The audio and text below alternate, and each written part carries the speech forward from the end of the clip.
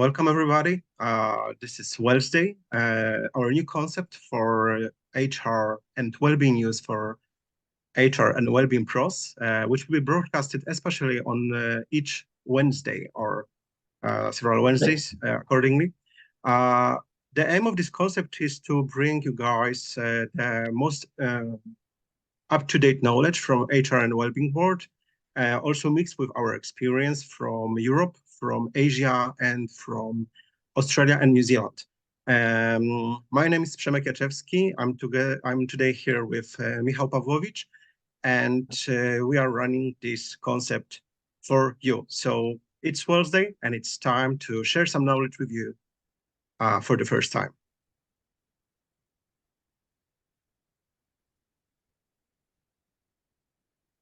Okay, so let me introduce myself. As I said, my name is Przemek Jaczewski. I've also included the pronunciation of my name and surname because I know that it's very difficult for English-speaking people. So it's Przemek Jaczewski, but you can call me Przemek, just Przemek is fine. I'm CEO of Helpdesk. Helpdesk is an innovation leading company in Poland and Europe that provides well-being services for corporations and small and medium enterprises as well. I'm also a marketing and business strategist and also a university postgraduate lecturer with 14 years of career track. And today with me is Michał or Michael. Michał. Michał, okay, they call you Michał in New Zealand. Please introduce yourself and share some info about you. Hello everyone, or as we say in New Zealand, kia ora. My name is Michał. I wouldn't even dare to say my surname, and I usually don't teach people, just Michał is easier. I have 18 years of experience in HR, L&D, project management. I'm from Poland, as Przemek as well, but I moved to New Zealand 5 years ago. I'm a psychologist, and I've got a couple of certificates. HR L&D is something that I'm interested and passionate about. Currently, I'm the head of learning and development and hint management in Sudima hotels. One thing that I say privately, you can see here, is that I love to learn. And as cliche as it sounds for L&D person, I do love to learn. I do love to share things as well. And hence my interest in HRNZ, and recently became I can see the congrats, well, thanks for becoming a branch president for HRNZ Auckland. And this is my way to give back to the community and help shaping HR profession in New Zealand, hopefully Australia, and maybe even the world, who knows. Let's make this happen with our Wellsday podcasts, and congrats to you, Michał, for your achievement. This is something really huge. And I hope that you will make a meaningful impact on your local community. I think it deserves it. That's the plan. Okay. Okay, that's good. That's good. Okay, so let's start with the top 10. We've prepared the top 10 well-being and HR trends in 2024 with the global perspective. Why global perspective? Because we will cover the experiences from Michał and from my points of view. That will cover, as I said before, New Zealand, Australia, some insights from Asia, Southeast Asia, where I live, and also from Europe, which is the main market for Helpdesk operations. So you will have the whole knowledge combined in one place, and hopefully we will do it in 60 minutes. This is 60. our 60 minutes. This is our aim. So yeah, let's go. There are gonna be 10 points as it said. So we will start from the first one, which is the financial well-being. So this is the question.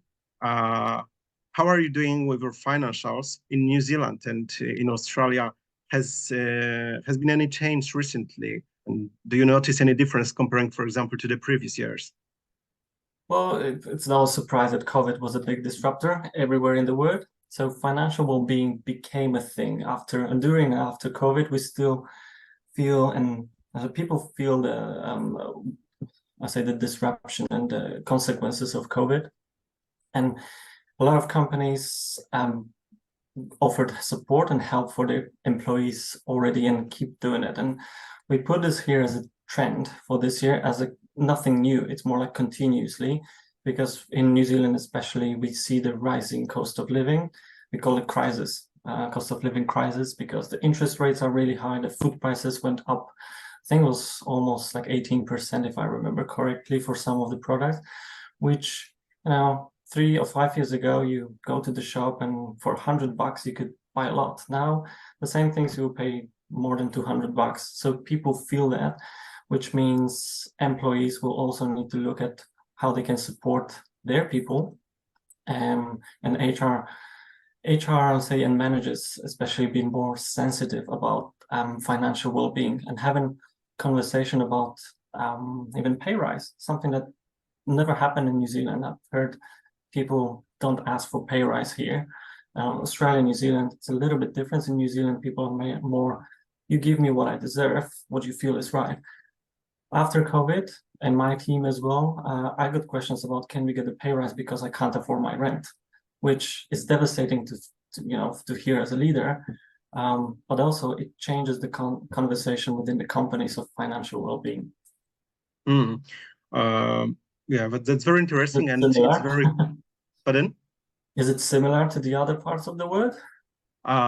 It's very similar comparing to Europe, where the living costs has been increased twice, for example, or tripled in the during the last 3 years. Comparing, for example, the oil prices, Europe versus Thailand, where I live, where the oil prices or gas prices for your car remain the same for the last 3 years. So there are still some parts of the world that you can live with the moderate budget, but run your life in a really comfortable way. But for example, what I see in Poland, what I see in Europe, in France, the cost of living has been disastrous to many people. The pattern that people cannot afford, for example, the standard they used to have like 3 years ago, it's appearing. For example, the model of building an income into the family, bringing the income to the family, has been changed because, for example, several years ago, if you had a normal family with 4 people, so 2 parents and 2 children in France, there was a mass that only one adult person will work, and this person can provide an income for the living for the whole family. Right now, it's not very so. 2 parents have to go to work. So the amount, for example, of time that they've got to spend with the kids is lowered. It's decreased. People cannot afford, for example, for every day going to the coffee to have their cappuccino, to eat on the street, to give themselves a pleasure, for example, for buying a new thing or just a small thing, so a treat on the street. So the consumption patterns are changing, and part of it is the result of the increased prices. And this thing that, if I just may, I just thought that we're thinking of employees and from a HR perspective, how these things like financial well-being affect our employees. Actually, what you said about families, how does this affect families, kids, etc.? So that's another point of view that probably need to think not only about one person, say an employee, but we're thinking of their whole families, how this can affect others. Yes, because it's a connected structure of your social and personal livelihood. So, for example, looking for the Maslow's hierarchy of needs, what I have observed working with the corporations in Europe, that several years ago, the corporations wanted to, for example, prepare a special event or special cycle of events or special permanent benefit for their employees that will focus on self-actualization, esteem, or social building, but considering, for example, that you've got higher bills, bigger bills to pay, the focus right now in the Maslow's hierarchy of needs is reversed. So is it a good question to say that we are going back to roots, to the basis of the pyramid of the Maslow's hierarchy of needs? for example, there's a drastic change in employees' needs in Poland. Several years ago, the good benefit was perceived as, for example, Fruity Fridays. This was a special day when employees got a lot of fresh fruit brought to the office, and there was a mass consumption of fruits that boost your vitamins levels and so on and so on.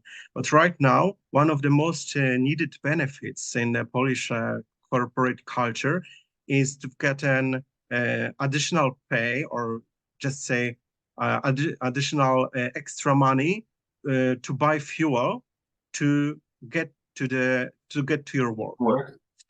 To get to your work, yeah. So to get to your workplace. So this is a dramatic change, because from something extra that was meant to improve your life as a perk, as an additional benefit at your workplace, you're going back to the just a simple thing as a additional money, so extra pocket money for buying the fuel. So is it a movement that's focusing on going back to roots, Michał? Well, I say back to basics, right? It's with the Maslow's hierarchy of needs, you would see that, and especially in the times of the crisis, you go back to the foundations of the pyramid. So the physiological needs are the first one. I haven't heard about, I say, fuel subsidies, to be fair. Also, the Fruity Fridays are not so popular here. The New Zealand and Australian market, I think, were more focused on the social needs, and say safety is always there. That's a given almost, but not take it for granted. That's important. But I think there's a lot of support for people in terms of dealing with changes and building their resilience. It's not really, let's say, subsidy for fuel, but how people can, in terms of financial well-being. I've seen a lot of webinars, trainings on how you can manage your finances better. So how you can work with what you've got, basically, and how you can make it work, but not necessarily subsidies for like fuel, or as an example.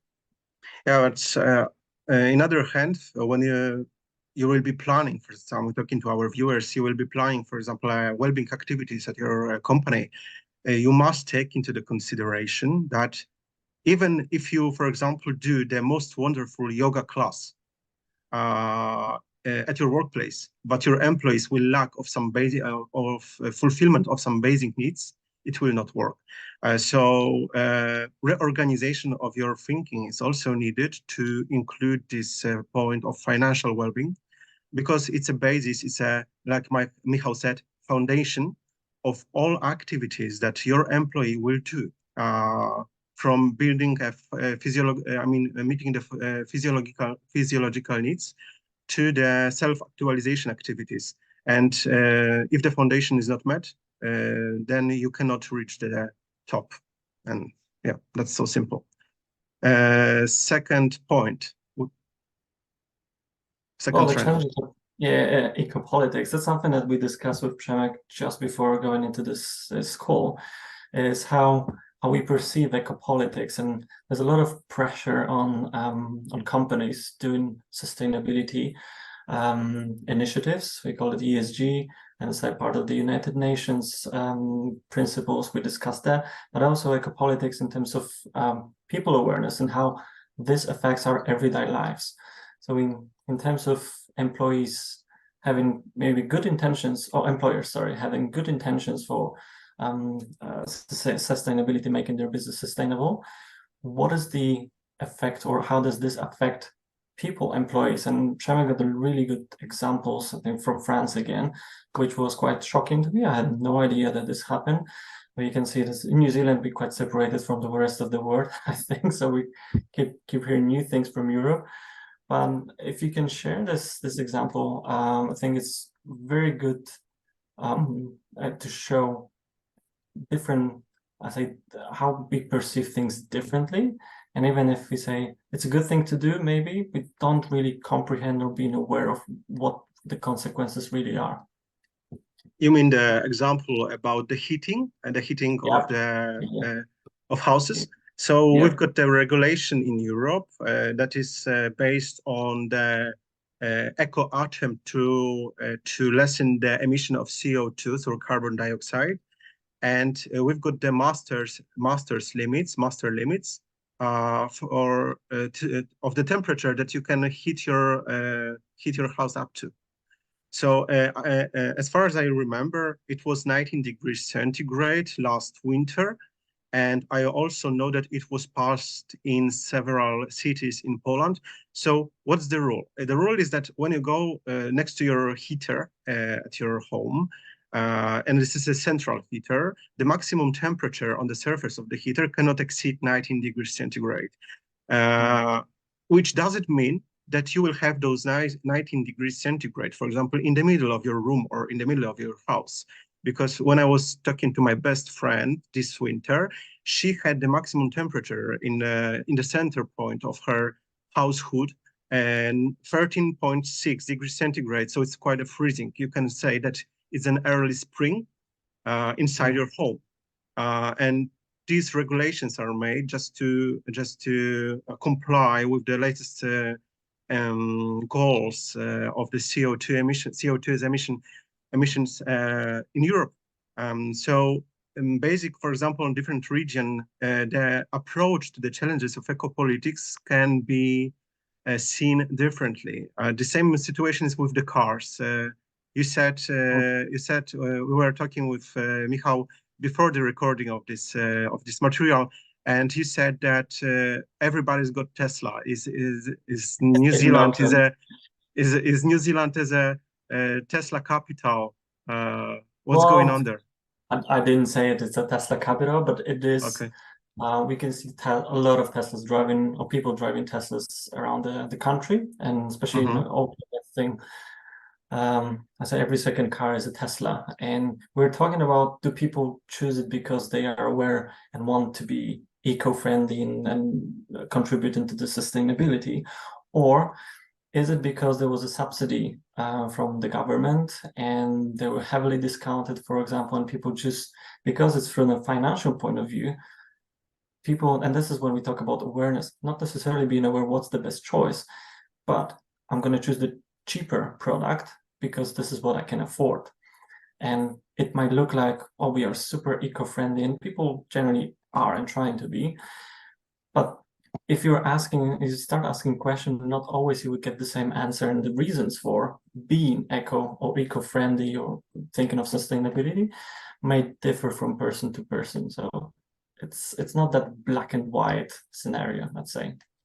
And also, this is dependent, of course, of the regional politics. For example, saying about the cars again. Right now, there's a law being proceed in Europe that cars that run on fossil fuels, so the oil or gas, will be heavy taxed in the upcoming years. So you will have the clean area transport zones. And for example, your older car cannot enter this area without paying an additional tax. And it doesn't have any background in, for example, in actual gas burned or gas needed to run this car. So this is only the this is only built on the basis of the year of manufacture of your car.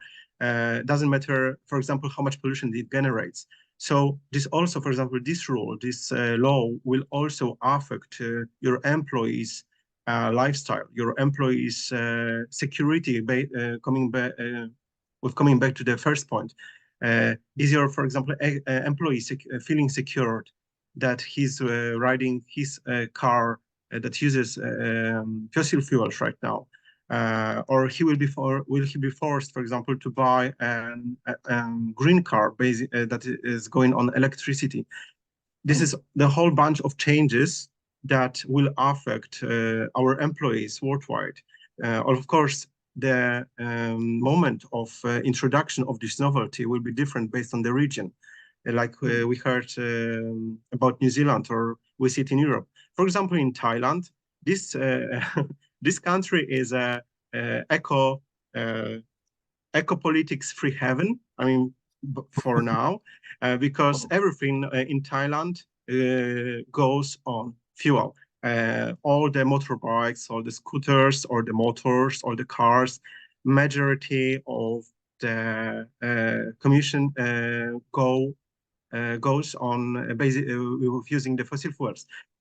So there are still some places in the world that this point will be not relevant to, but concerning the Western countries and the more developed countries, this will be the one of the biggest challenge in the upcoming year. I mean, this year and next year that will come. I think there's one comment on that. It's important to say that this is not to talk about pros and cons and argue if it's a good idea of sustainability or not, because we got different opinions on that. It's more about if you're thinking back from well-being perspective for our people, it's what does change mean to our people? How does it affect our people? Their lives, yes. Their lives, and you know, if they struggle financially and thinking of all the things that affect their incomes and their lives, they will bring all those issues, problems, concerns, I'd say, to workplace as well, because you can't just separate those two. That's right. Okay, next point is mental health. So, Michał, you just said about concerns, about feeling secure. So, on taking into consideration what we've said in the point 1 and 2, also combined with the COVID time experience, do we have any mental health issue right now? So are the people feeling secured, and do they feel well-being right in their lives or not? Well, I think that mental health has been with us in New Zealand for many years, and as an issue, but also as a thing that we, as say HR professionals, employers, want to focus on, making sure that we do address mental health issue. We are not afraid to talk about it. It's a normal thing to talk about mental health. We do have something called, like, when mental health, you have annual leave, we have mental health leave. If you say to your employer, I need 2 days to regenerate my mental health, it's fine. Nobody will tell you it's wrong, something wrong to do. So I think that it's not a new trend. It's like more ongoing, continuously. We've been looking at mental health and things that we discussed in the point 1 and 2, the financial well-being, the eco-politics pressure that's going to put on people's lives. It will affect people's mental health and well-being as well. And I mentioned it to you before, say the conflicts and wars, etc. Maybe even if, for example, New Zealand not being very much affected with what happened in Europe and other parts of the country, people still get emotionally affected and invested in that. So it's like being indirectly affected by things that happen on the other side of the globe. Well, mental health for me, no new trend, but it will continue being a thing. We can still build resilience, we can still talk about it and try to support our people in improving their mental health, but it's nothing. I don't think it's going to go away in the nearest future. Okay, I don't have anything to add more because I agree fully with you, Michał. So let's move to the point number 4, trend number 4. That's employees' regeneration issues. Yeah, so with the employee regeneration issues, we talked about this, how this is sleep, holidays, and we had that brief chat of taking holidays and going on annual leave. And I shared with Przemek that we, in New Zealand at least, I don't see this as an issue. I remember from my years spent in Poland, and we used to have people with 60 plus days of annual leave that they were supposed to use, but they didn't. I haven't seen things like that in New Zealand, to be fair. Maybe because we have only 20 days per year. But in general, the regeneration issue, I don't think that's as much in New Zealand, Australia, as it is in Europe, as we do think about work-life balance. We have managers, I say, pushing almost people to making sure that they do use their annual leave. And this is a funny thing, but we celebrate that someone's going on annual leave in a way that nobody feels guilty about it. To the point, that's a good example. Last well, that was last year, so December, we had a chat that if in a company, that if someone's going on leave, and if you type the message in Outlook and you see, hey, I'm on leave for the next 3 weeks, for example, don't send the message. Try to find someone else who can help you. You probably should put their name, or just hold on until the person is back, because it's nothing worse for the person well-being, because that was the thing. They're coming back and seeing 500 emails in their mailbox, right? There are things Right. that can wait, because it doesn't matter that you send the email for the next 3 weeks, nothing's going to happen with that. So being mindful of that and being respectful, that people are on leave, just leave them alone. They need to, take this time to rest. But I guess in Europe, that might be a bit different. This is totally different in Europe. Although, for example, in Poland, there's 26 days. There are 26 days holidays, so it's 30% more. But still, people have got problem with using that, and there's also an issue with pushing people to go on to holidays because people don't want to. And we've discovered a mini trend, and we will explore this more this year regarding the we called it the art of vacation, or the art of holidaying, because people are taught how to work really hard, but nobody yes, not exactly, not how to rest. And people have got a really big problem with resting. For example, this is totally different in Europe, that people go, for example, on a holidays, and they take their work laptop or notebook with them, just to be, just in case, just in case. But this case occurs really often. So for example, your family holidays or your private holidays are interrupted with your work, because usually in corporations or big companies, or even the small medium companies, everybody is taught that you will be online.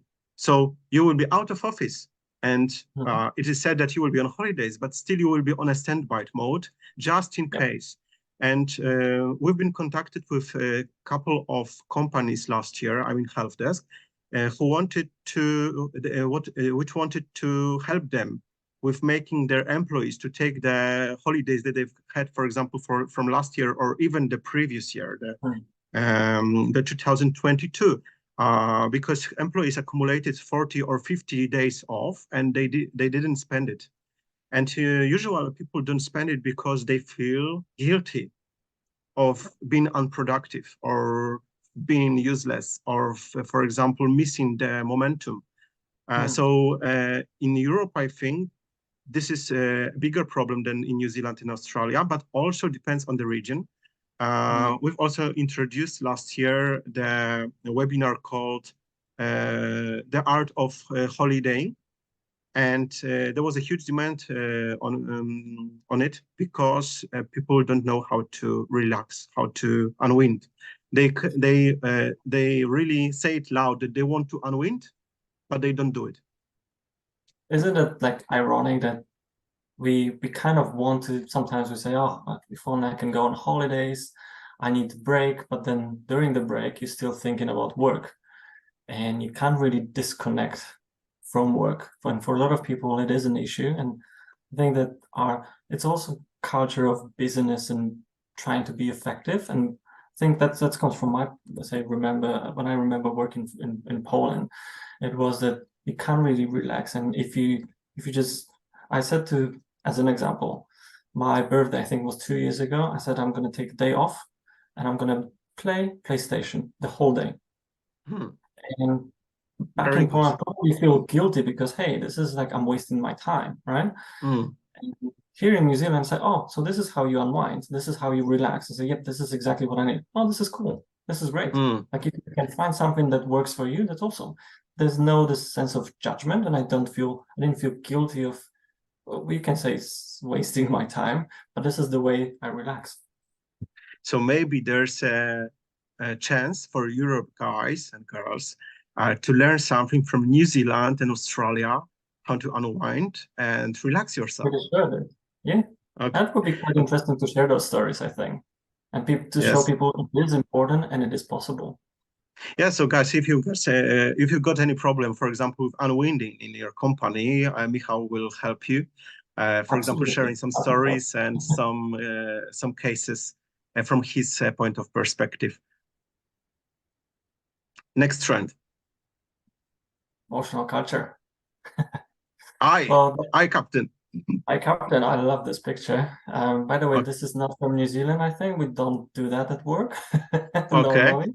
On Fridays. Mm-hmm. No, I'm kidding.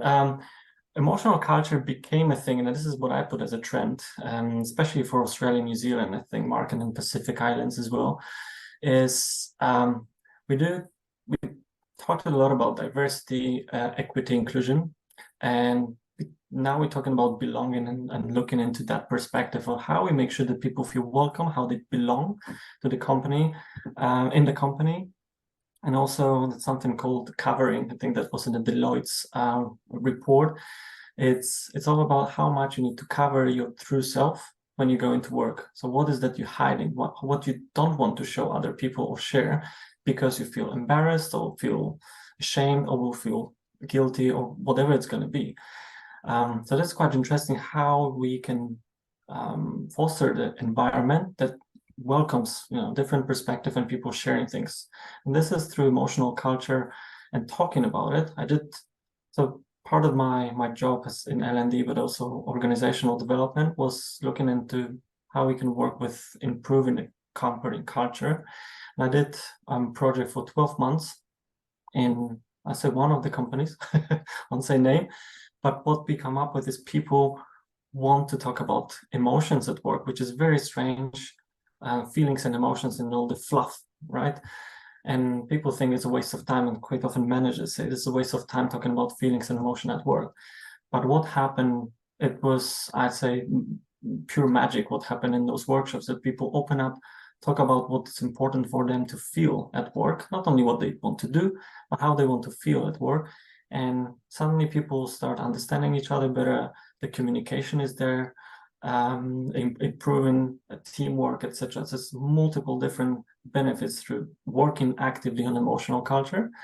And there are tools that use the emotional culture deck, which if you haven't seen it yet, you can go there. Jeremy Dean created that, and it's getting more and more popular. More and more, say, companies start using those cards and having honest conversation about fluffy things, which through those conversations, I call it, you can unfluff them as well. How does I it think work for how does it work for the introvert people who's, for example, don't want to share their feelings? that's fine. That's the I think the art, how you can say, of facilitation the discussion as well. If you set up the Mm-hmm. scene properly and say this is your safe place to share, but also as a facilitators, we need to know a little bit about the team that we're going to work with. What are the potential issues, conflicts, etc. But even if you don't know anything about it, it's setting up the scene and saying, hey, what are your expectations? And if you don't have any expectations, it's absolutely fine. This is discovery workshop for you. How much you're going to participate, it's up to you. If you don't want to share anything, you say, I'm not ready, it's fine. We are here not to judge anyone. And this is one of the things that we put in contract, for example. It's non-judgmental. Everyone's opinion is Mm-hmm. valid. We'll be respectful. And people open up. Some people are extroverts open up immediately. Introverts, it takes more time. But because we do it in a safe space and in smaller groups, it's not that we ask introvert to talk about their feelings in front of 30 people. They do it in one-on-one in smaller Mm-hmm. groups, make sure that there is psychological safety Mm-hmm. applied to the situation. So I haven't heard, I've done this with more than 200 people. Haven't seen anyone coming back and saying they were feeling uncomfortable. It was the opposite. It was first time for a lot of people to talk about feelings, emotion, being hurt on a Mm-hmm. totally different level. So it's all about how you do it. And as I say, psychological safety is one of the things we're probably going to discuss as well, but it's crucial to this type of work. That's a great insight, and I think that this leads us to trend number 6. Well, that's something that probably I'm going to ask you to share your And ideas of of lifelong okay, well-being. And okay, well, yeah. So you, usually, when we speak about well-being at corporate levels or corporate environments, people think very much in a short term. So, for example, what we doing on Easter? What are we doing in the Q2, Q3, Q4, or the second half of the year? Sometimes there's a slight chance that somebody will ask you, for example, what are you doing with your corporate well-being next year? But usually, the process that's of a planning of that's a December question. yeah, this is December or even January because we are building up budgets for the next year from January to March till March. So yeah, let's come back to this topic and we'll talk about it in Q1 next year. But more and more people are thinking right now about lifelong well-being. So doing things not just to cheer you up in this moment, for example, or rise your life levels, for example, of a certain period of time, not in the short term, but in the long term. Also, more and more activities are taking into their target group the elder people. I mean, mature people and people in the elderly age. So, showing, for example, that people in the mature age or in the elderly age can also be active, can also run an active lifestyle, can take care of their health, of their not only physical health, because usually we mix, I mean, we connect elderly with their physical health, but also there's a mental health. So, for example, the feeling of loneliness, the need of feeling of belonging, the Mm, feeling of need of being useful, to yeah. have a purpose in life. So, and also to commit all these activities, you also need to have your energy in your body. So this is a whole mixture of activities that you can make. And for example, you can engage your elder workforce uh, to still be young inside. Uh, um, Yesterday or 2 days ago, I was talking with my brother. He's turning 35 this year, and he said that he's becoming old. And I said, "What do you say? You're becoming old with the 30, being 35 years old." And he said, "Yeah, you know, you can have spring inside, but you've got the frost outside." I mean, he was referring to the gray hair, appearing gray Yeah. hair, and so on and so on. I need to And come I to said, peace with the gray hair. There's no other way to and I, do it. and I said, "Come on, you're 35, and you consider yourself as an old man. This is not the case. This is not the case in your case. You are in the middle of your wonderful life. Where's your energy? Where's your spirit for an adventure?" So sometimes this lifelong well-being, employees longevity, uh, needs to focus on a point from now till the end. Let's say not from now till the December. And this is my question to you, Michał. Is it possible, for example, a company to build such a schedule of well-being activities in the corporation that will be sustaining the longevity process of its employees? Well, and this is interesting question. I'm sure if a lot of people have asked this question yet in the companies, because as you said, it's like quarter to quarter, the yearly calendar of activities. But that's as a trend.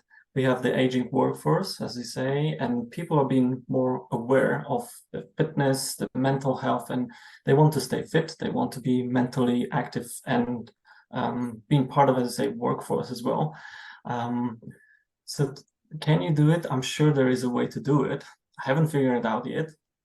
But I think it's important when you're thinking of diversity as well. And if you get people in different ages from different cultures and everything, ask them what would work, how they stay fit, what would work for them, and you can come up with something. But if you're thinking, I think this could be linked to retention as well. Because if you're thinking from a say employer point of view that our people stay with us like 2 years, you won't be probably investing on the lifelong well-being programs. But if, as an employer, you say, I would like our people to be part of our company for many, many years, and we want to provide them with all different sources of opportunities, development, everything, then this changes your mindset of looking into well-being more long-term perspective as well. So retention is like a whole other topic, but I think the link between HR and say well-being and lifelong well-being is the retention as well. We want to retain our people. What are the other things apart from financially, promotion, etc., in terms of well-being that can apply? Because if you've been in a company for many years, you've seen those fruity Fridays and other stuff. There's nothing new, nothing that keep you there. Or maybe fruity Fridays for you, it's great. For me, not really. I need something else. You don't care. Yeah. I don't care. What is that else that will keep me still motivated, engaged, and appreciative of what you're trying to do in that area?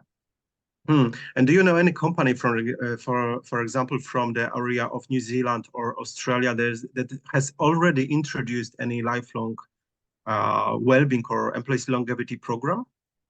Not that I recall, but this is, I think it's really good homework for me, and that's something that I can do my research on and come back in the next Wellsday and have a think about of what is that, and maybe we can get some inspiration from what someone has already been doing in that space. That could be very interesting, because I'm really curious about whether the employee, for example, that knows that there's a safe haven at the end, I mean, on the retirement time, that you, for example, go into the corporation or the company and you are promised a golden path, let's say, into your retirement. So, you know, for example, that you work hard, you spend your career time with this employer, you got some benefits, you've got some perks, you've got your salary. But you know, for example, that if you will be committed enough, so at the end, there's a safe haven for you, that you can, for example, take your partner, grab by her by your friend, or him by your hand, and you can walk freely to the mountains with the spectacular views, because you know you will have money to do it, you will have power to do it, you will have mind and free time to do it. So that would be very interesting. You're painting a nice picture of the future. I think it's two things. One is that it's funny that I remember starting, let's say 18 years ago, my career, we started seeing people being in their companies for 40 years. And it was very strange how you can be so long in one company. And it became a trend that you change companies every 2 years and 1 year now, potentially. And we're talking about some like keeping people within the company for years and years to come. So maybe that's also a trend potentially that's flipping on its head again. So something to think about. Because when I was bringing this trend up, I read some articles that wellness and fitness companies are trying to reach new target groups just to expand their business. But maybe, for example, from my perspective of view, it's a new concept against current trends. That, for example, you're flipping your job each year or every 2 years, and this is a question. For example, is your company able to produce or make a competitive, or to achieve a competitive advantage of being close with their employees for so long? Because cost of retention is usually lower than acquiring and training new employees each year, for example, or every short time. So if any one of you, I'm telling right now to our viewers, got experience from this field, we'll be really curious about your insights, and please share them with us so we can elaborate more on this topic. Number 7. Oh, we're going well. Creation of psychologically healthy workplaces. Sorry. That's right. We touched a little bit on that in terms of it is important to make sure that your environment is psychologically safe and healthy for people. So we're talking about preventing bullying, preventing burnout. That's what my mental link with the employee regeneration as well. how to make sure that people regenerate, because that way they can avoid burnout. With the psychological healthy workplaces, I think there's been a lot already said of how you can do it, what you can do. The new thing here, and that's part of the trends that we wanted to highlight, is that in Australia, for example, they do have something called managing psychosocial hazards codes of practice, and this is like a law or bylaw now. Then if you're thinking of health and safety, many years ago it was something that it's important, but we do something. Yeah. Now we have we are everything. trying. We are trying. Yeah. Now we have all the laws, and health and safety is just fundamental. It's in what we say live and breathe. And the new laws, and I think that psychological safety environments and workplaces will be more and more regulated by law as well, and will be more pressure for the employment law, employment relations as well, to make sure that those laws, bylaws, and regulations are being followed by companies. I think that's the trend that I see here, and seeing what's happening in Australia and New Zealand, adapting this law as well. I think that will pick up really quickly as well. This is very interesting. Comparing, for example, European Union and Europe itself. I've got a question. Do you have any over hours? Do you have any over hours done, for example, in New Zealand, in Australia, or just a little bit, or for example, on a heavy load of over hours or working during weekends?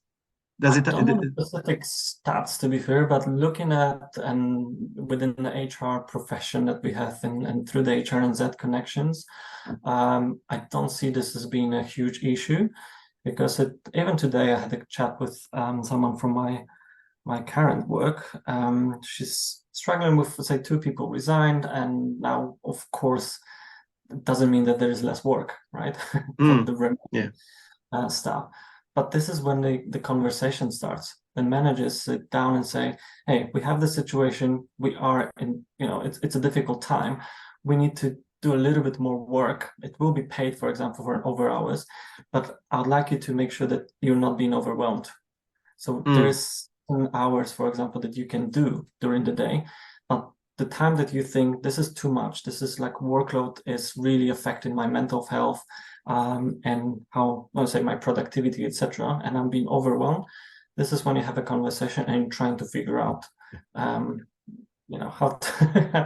to make sure that you let's say, deliver what you need to deliver, but not to the point that you're exploiting people.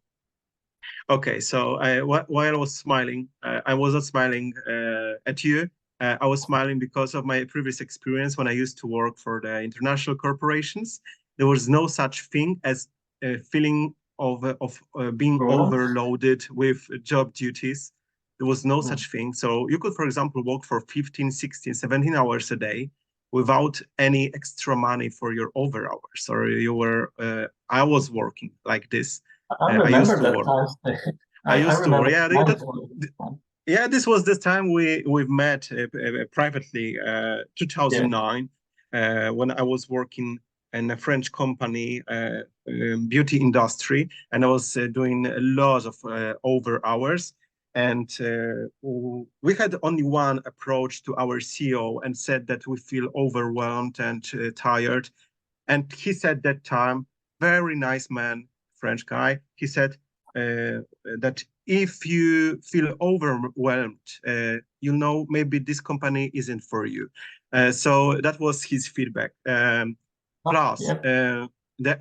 experience I have from 2019 when I was conducting a research that showed that people, for example, from the self-awareness point of view, they feel and they think that they have got a good work-life balance, but in the cross question in the same research, they say, for example, that they spend 8 extra hours a week, so they're spending 1 extra day per week, making over hours, not willingly. I mean, so they're forced, or somehow their job duties are too big, and they need to spend extra hours to cover their job duties.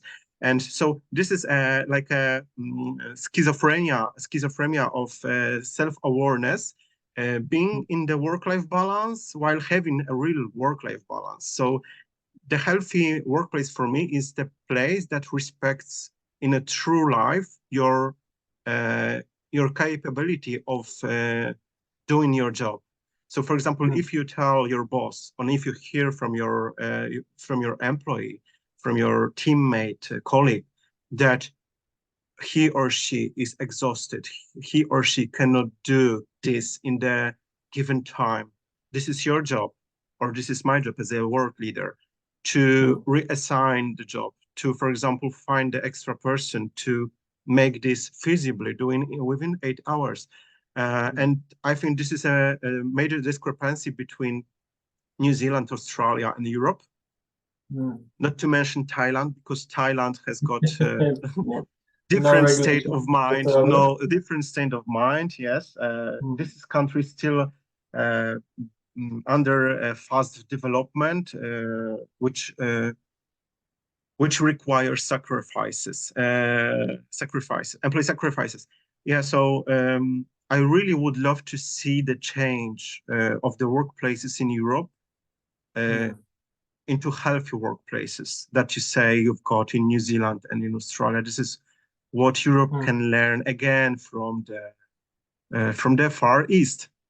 Yeah, I think just one caveat for that. It's not that all companies, all employers are, perfect, and you don't have situations like you described in Australia, New Zealand region.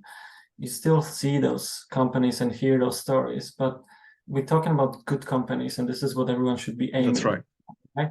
And if you're thinking of what are the best practices and how you deal with or balance productivity with employee well-being, that's how you do it. Have an open conversation and say, going back to emotional culture. And if you have the conversation about, if you can have a conversation about your feelings and emotion at work, you surely can talk about being overwhelmed, because that's one of the feelings that you experience. And actually, it was one of the key things, I think 40% or even more said of those, let's say 280, if I remember correctly, people say they don't want to feel overwhelmed at work. Now, do you have any? Sorry. Yeah, please continue. And this is, I just say, this is our, I say mandate, but our responsibility as leaders to have a chat and say what we can do to make sure that people don't feel overwhelmed. If they don't want to experience that, what is that we can do about it? I was trying to ask, sorry for the interruption. I was trying to ask, did you have any research make in New Zealand or Australia regarding, for example, what is the percentage of people there that is dreaming about their job? Not the dream job, that is dreaming about their dream job, but they're dreaming during sleep about their job duties. So their brain is processing again all the data concerning their job. No, I haven't heard about research, to be fair. It in the conversations, and say water cooler conversations, it happens from time to time, just people thinking about work. But this is actually quite often happen in the resilience training in the region, in Australia, New Zealand, how to make sure that you do this disconnection between work, or distinction between work and life, and things like, oh, I think about work right now, put it on paper, done, forget about it, you're not at work right now. There's different strategies that are quite interesting as well. So no research, more conversations, and through the training, more like strategies and techniques to deal with that.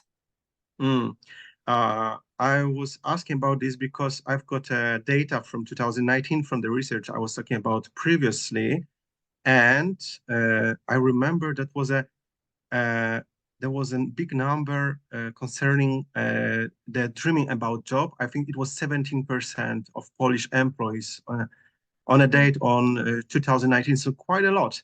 That your relaxation regeneration time is affected by your job.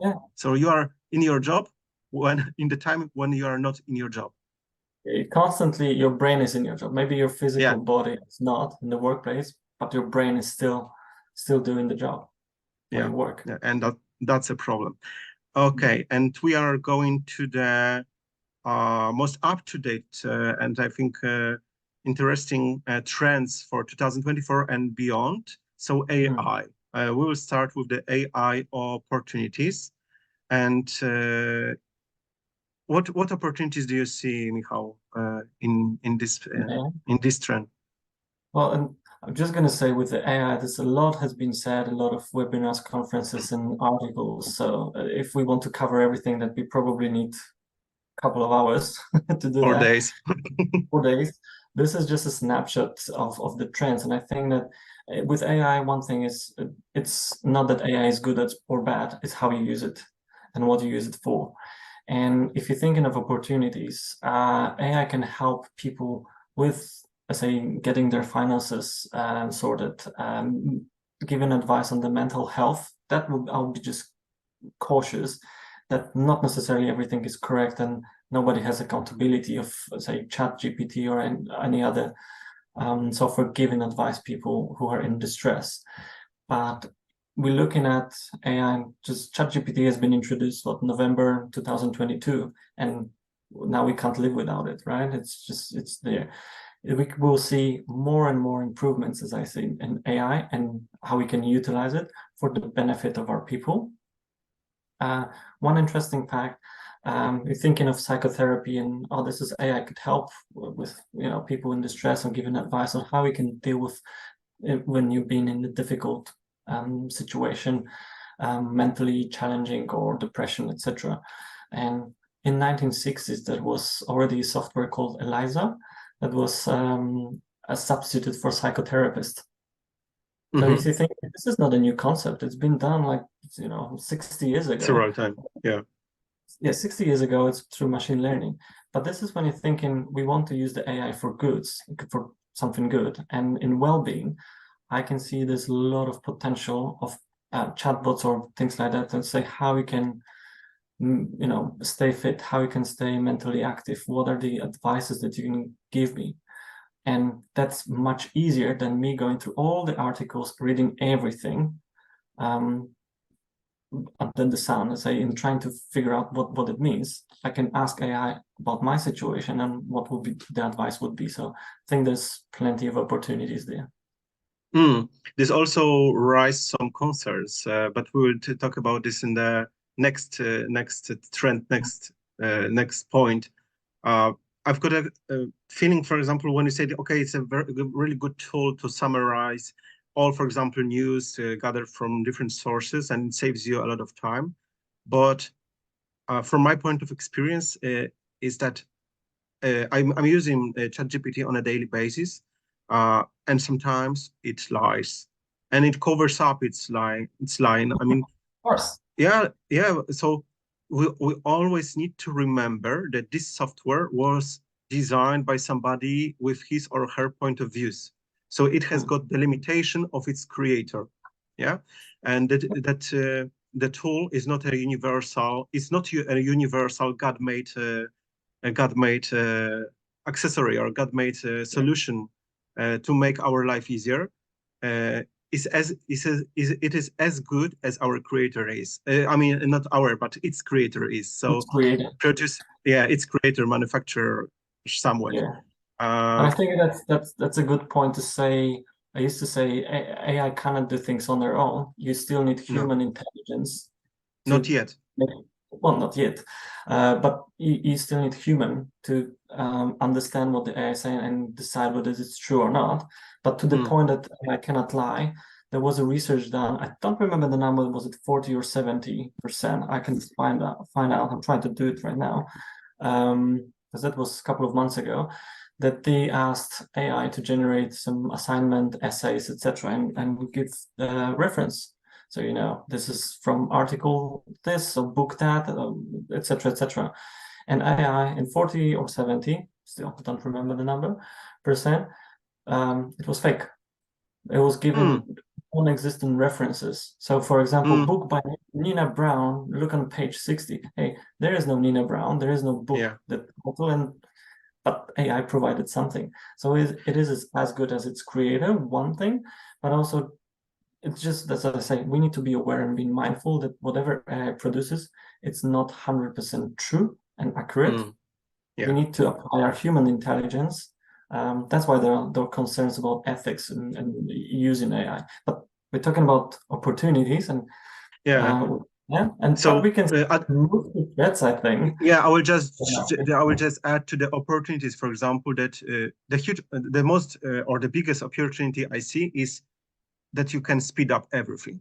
So for the corporations, maybe not at this stage, but there will be a stage certainly in the future that AI will start communicate with another AIs. So if you've got this process autonomously run, the people won't be the narrow path of the communication process, because within our brains, we can process only certain amount of information. And if you imagine the moment in our life that the AI, for example, AI called A and AI called B, start communicating to each other and sharing information, and also making decisions made on the result of their conversation, everything will be very fast. For example, from my point of view of the marketing strategist, setting up a new concept of the product, testing this product on the audience, setting the price points, choosing the distributional channels, choosing the right marketing mix. Everything will be done within seconds. Or because AI can also test the concept on other AIs that will simulate human behaviors. So right now, because I'm also teaching students on the postgraduate studies, the positioning and the repositioning marketing strategies for 14 years. And we tried on the last meeting, we tried to use ChatGPT to outsource some processes that are usually done by humans. I mean, till now. And till now, ChatGPT is not able to solve these complex tasks. So marketing strategists and other specialists, we are safe for now. But this will change, and life will be totally different in a meaning of a speed of making decisions in the near future. I don't know if we will be able in that time to find a place for ourselves, because in this point of life, in this time we are living in, you are the center of your decisions, right? Yeah. So what will happen, or how would you feel if the center of your decisions will be not within you? Because, for example, AI that will surround you will do it better, for example, or will do it faster. Are we kind of touching on the locus of control, whether it's internal or external as well? And if you think that I can't, I'm not responsible for my own decisions, it's external, it will be quite disruptive for a lot of people. And as is trying to weight all things to the well-being, how this affect well-being of people and their mental health as well. Yeah. So I think we move from opportunities to the next trend, which is threats. Already we started talking about it. Not that this is more threats than opportunities.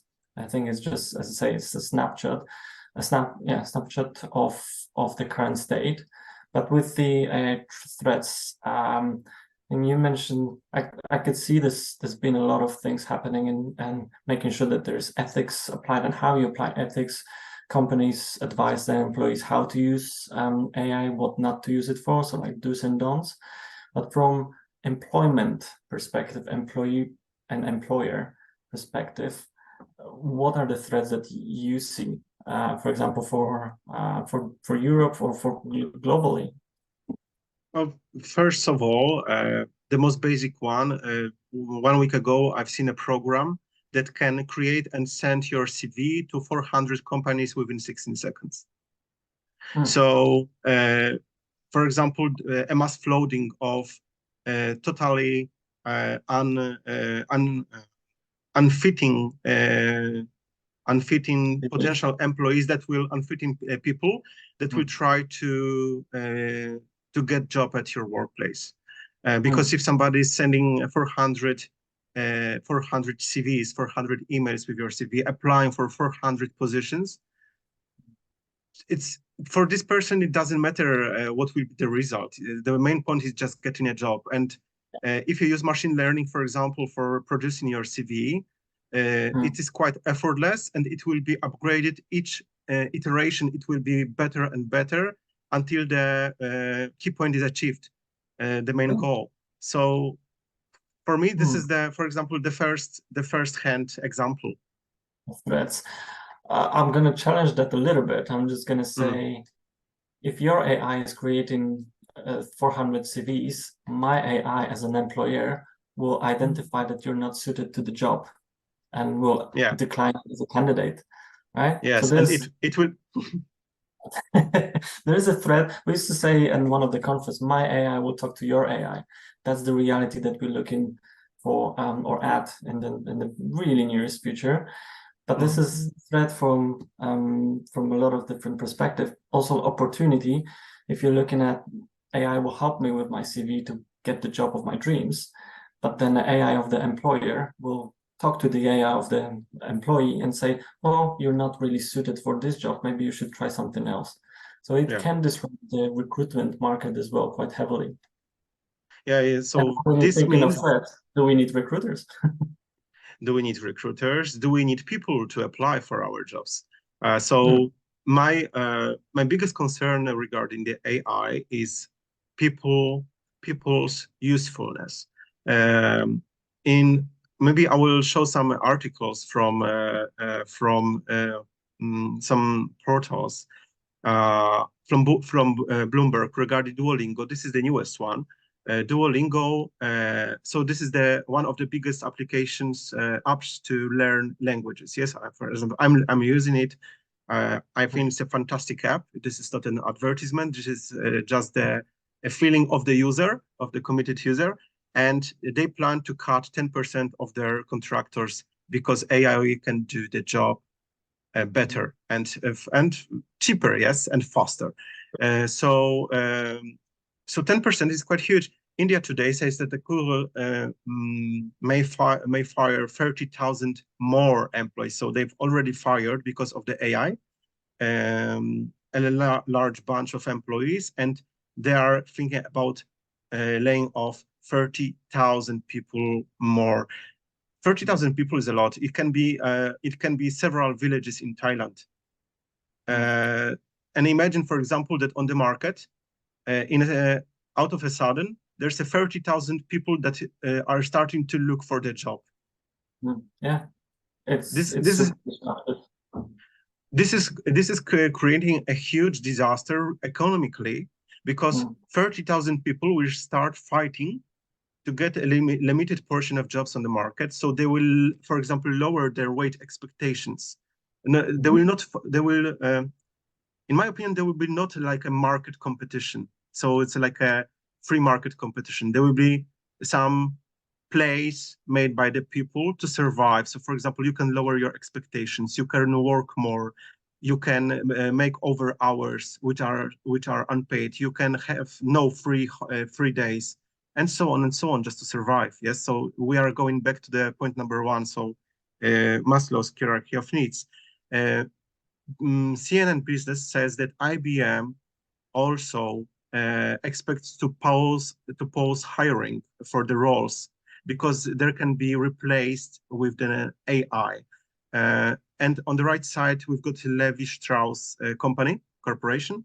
That was the news that I used to write the article just in April 2023. So just after the ChatGPT 4 emerged on the market, and it was 1 month after that Levi Strauss, with the cooperation with La La Land, realistic generated models, used the models to prepare the new shutouts of the photo look of the new models with the new clothes lines. So imagine, for example, how much industry out of advertising industry, photo shooting industry, graphic industry, has disappeared because of such a move. Also, using this for this presentation purposes, I also generated all the pictures with using the AI. So in the previous world, I mean the world before ChatGPT emergence, I would use a specialized graphic person, yes, who would create those visualizations, and they would consume a lot of hours, a lot of my financial resources of my companies. So there's a huge change, and there's a huge threat that many people will lose their jobs. And I thought that it will take us several years that we'll reach the point that a majority of us will lose their jobs, but it may be sooner than later. And the other concerning fact is that many people say that they have inclusion strategy, diversity strategy, and so on and so on. While those companies, for example, Duolingo, Google, IBM, or Levi Strauss, they've got so-called human worker exclusion strategy because they're excluding their workforce from working, yeah, replacing by an artificial worker. So I'm worried, or I would be very curious and cautious about the situation in which the human worker will be fastly replaced by artificial worker. This is my main concern with the AI. It's been a concern in Australia and New Zealand as well. And there was a lot of say articles and conversations about that. And to the point, I'm just gonna bring the Sudima hotel. So that's where I work. We do have robots in our hotels. The robots are there to help employees or people. For example, in restaurants, robots don't serve food. Robots are there for a person. So that was the underlying thing why we use robot, how we can make our people life easier. So our people getting, for example, dishes when they clean the table, they put it on the robot, and the robot drives their way to the kitchen. So that reduces the stress, reduces the potential injuries as well, making life of our people easier. So robots are not there to replace people; it's to help them. But that's our company, and that's our approach. Other companies might be having different approach and thinking purely from financial perspective. How can we make more money? Always like how can we make profit and reduce costs? So it is a real threat, and I think that's, as I said, we can talk about it for probably hours or days and exploring. But I think just looking at the time, we might just move quickly to the number 10, which is actually related to this topic as well. Yeah, and I think that we can cover this quite quickly. And this is about supporting employees affected by structural changes. And in my point of view, if I may just start this, is that you will see, and there's a lot of restructures happening, have been happening in Australia and New Zealand over the past 2 years. During COVID, after COVID, people and companies constantly restructuring, and there are a lot of layoffs and people losing their jobs, unfortunately. Companies will still be restructuring. There's nothing we can do to stop that. But it's becoming more important how companies do that and what is the support that they provide to employees. You get the EAP services and counselors. They've been, I say, utilized in a good way, so supporting people in the past few years. And I think that the trend will be companies will need to focus on, if we need to make structural changes to cut costs, we need to do it. There's nothing else. But how we make sure that our people that work for our company for many years, they committed, how we make sure that they're safe. And we might not be able to secure them a new job, but we can help them with building their CVs, getting networking events, etc., etc. So there's a lot of different things that companies can do to help people that they need to lay off, unfortunately. I hope this will not end with the giving to the employee. Okay, here's your AI layoff partner, please ask the AI to write the CV for you, and everything will be fine. If you feel depressed, this is your AI counselor, and please talk about your feelings and your searching new purpose of life. Yeah, so I hope. That's not the case. Let's hope that's not the case. But if you, for example, have 30,000 people to lay off, it's the most efficient way. It's the cheapest and it's the fastest. Yep, that's true. But this is when, if it's a good software, if it's a good tool, because I'm not saying that all tools and AI is bad. There are some really good AI tools that they can help, and especially when we talk about the scale like this, it's not possible to make sure that all people are getting the support they need, unfortunately. So AI and tools might help with that. But this is when the company make aware or mindful decision of how they want to handle the situation. And this is when we talk about the company's reputation as well. And at this reputation, and it's really important. Like in Europe, I remember we talked about employer branding. That was quite high on the agenda. In New Zealand and Australia, employer branding, it's not as important as it is in Europe, but it's becoming a thing that companies are aware of their reputation and want to actively, I say, influence the public and potential candidates and customers on how they perceive the brand. Okay, so I think that we will put the dot on this, and this is the top 10 of prepared by us trends for well-being and HR in 2024. If you appreciate it, please let us know by giving the thumb up and subscribing to our channel and sharing this content with your friends and colleagues. We are looking forward to have a feedback from you, and also feedback about how do you find this formula, and your insights on the trends that we've presented today, so we can elaborate more on the certain topics that would be most interesting for you. And if you think, I'm just going to add, if you think that there are other trends or things that you'd like to explore or get more information about, let us know. We can prepare new content and invite some guests, speakers as well. For this, I'll say podcast video, I'm going to call it Wellsday, to make sure that you get the content that you need, and we try to make it interesting, insightful, and impactful as well. Okay, so this was Wellsday. Thank you very much for coming, and yeah, see you next time on Wellsday. Yeah, see you. Bye. Bye.